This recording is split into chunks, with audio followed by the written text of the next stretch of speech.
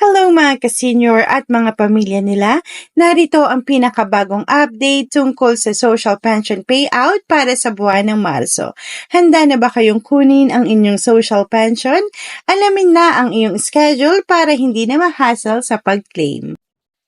Pero bago ang lahat, huwag kalimutang mag-subscribe sa aming channel at i-click ang notification bell para lagi kang updated sa mga bagong impormasyon na siguradong makakatulong sa iyo. Unahin na natin ang Barangay Sibawan sa Kidapawan City. Ang inyong social pension payout ay gaganapin sa March 14, 2025 simula alas 8 ng umaga hanggang alas 12 ng tanghali. At ang inyong venue ay sa may barangay covered court. At para naman sa Municipality of Bagong Bayan, Province of Sultan Kudarat, Barangay Masiag, ang inyong social pension payout ay gaganapin sa March 15, 2025, alas 8 ng umaga.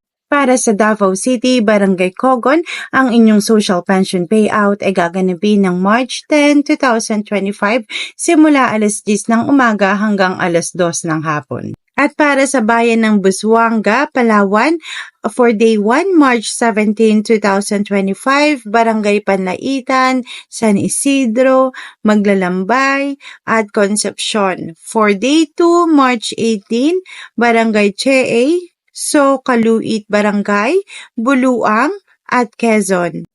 And for Day 3, March 19, 2025, Barangay Santo Niño, Sagrada, Bogtong, at Salvacion.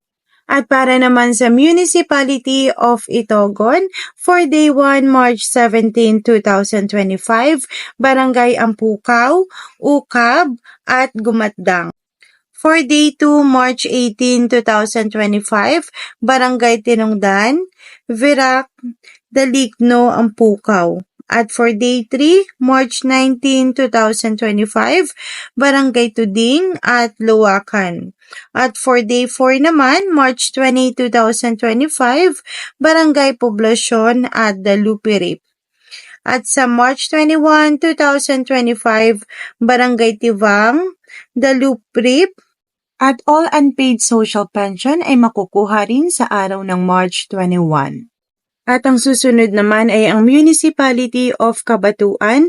Ang inyong social pension payout ay from March 11 to 14, 2025. For Day 1, March 11, narito ang Barangay Del Corpus, Kuling Sentro, Magdalena, Tandul, Makalowat, Sentro, at Lapas. At para naman for Day 2, March 12, 2025, narito ang Barangay Kuling West, Kuling East, San Andres, Paraiso, Rangay, Del Pilar, Saranay, at Kanan. At for Day 3 naman, narito ang Barangay Luzon, Sampaloc, Magsaysay, Diamantina, Caloocan, Nueva Era, at Namna. Para sa mga unpaid beneficiaries, ito ay gaganapin sa March 14, 2025 simula alas 8 ng umaga hanggang alas 12 ng tanghali. At sa Manila City, ang local social pension ay gaganapin from March 10 to 18.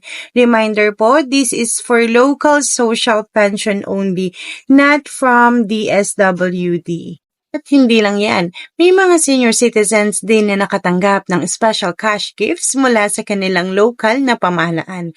Narito ang sa Dimasalang, Masbate. 7 senior beneficiaries ang tumanggap ng tig 10,000 pesos na cash gift. At sa Barangay Banadero, Calamba, Laguna, isang octogenarian beneficiary ang nakatanggap din ng 10,000 pesos mula sa kanilang local na pamahalaan. At sa Masbate Province, 17 octogenarian beneficiaries ang nabigyan din ng 10,000 pesos cash gift sa tulong ng National Commission on Senior Citizens o NCSC. At bago pumunta, tandaan ang mga mahalagang paalala. Huwag kalimutan ang schedule at location. I-check kung kumpleto ang requirements. Maging maaga para iwas abala. Magdala ng tubig at payong, baka mainit o mahaba ang pila.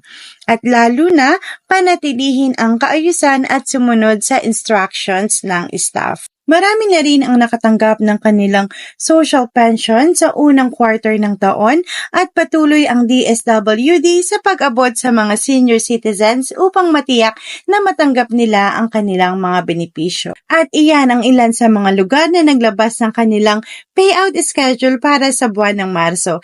Kaya manatili kayong nakatutok sa aking channel, Elena Vines, para sa mga pinakabagong updates sa social pension payouts at iba pang informative videos. At syempre, huwag kalimutang i-click ang subscribe button at ang notification bell para updated ka lagi sa mga ganitong mahalagang impormasyon. Tandaan, ang kaalaman ay susi ng matalinong desisyon. Thank you for watching!